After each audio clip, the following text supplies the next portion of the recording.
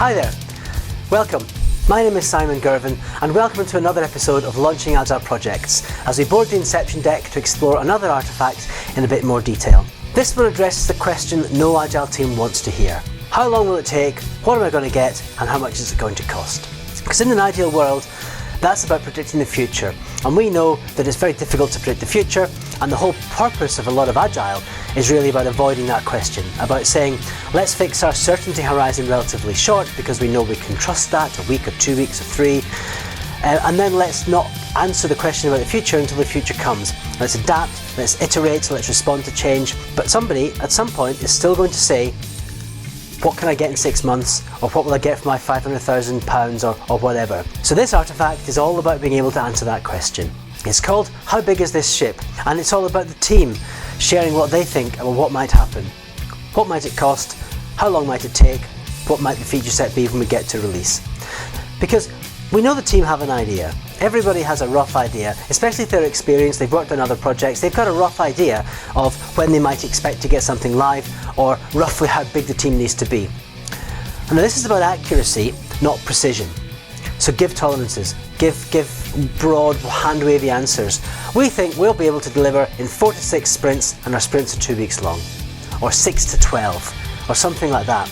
You can probably be fairly clear on when's the earliest you could possibly deliver, and you're probably fairly clear on when would be really too long and you should have bailed out long before that. So there's your tolerances, start there, and think about the things that might affect that. But just be honest about it, it's really about honesty. And this isn't about not trusting the team, it's not about holding people to milestones, it's just about saying, honestly, we think you can plan for this rough amount of time, for this rough cost, and if we're doing time materials or we've got a fixed team size, we can pretty much tie those two things together, the duration and the cost.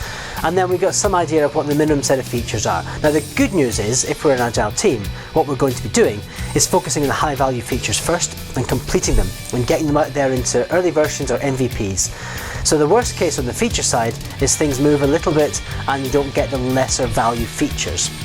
But you should still have an idea as a team, roughly, can we do the really important must-haves or not? So it's really about doing that. It's about giving hand-wavy answers and saying, I can be fairly confident, but I can't give you a very precise 16th of June at 4 PM answer. But I can give you an answer that says, you can expect it from mid-May to late July, probably around the middle of June. But we'll see, because we can't predict the future. And do you trust us to do the work properly? And the whole of the Inception Deck is about building that trust. So it's really about making this question and this answer far less important. If I trust my team, I don't need them to guarantee when they'll deliver. I trust them. If I don't trust the team, I'm going to want something to hold over them.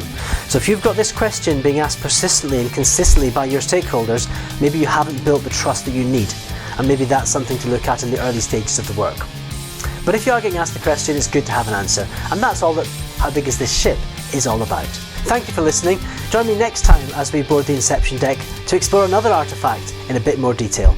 Till then, bye now.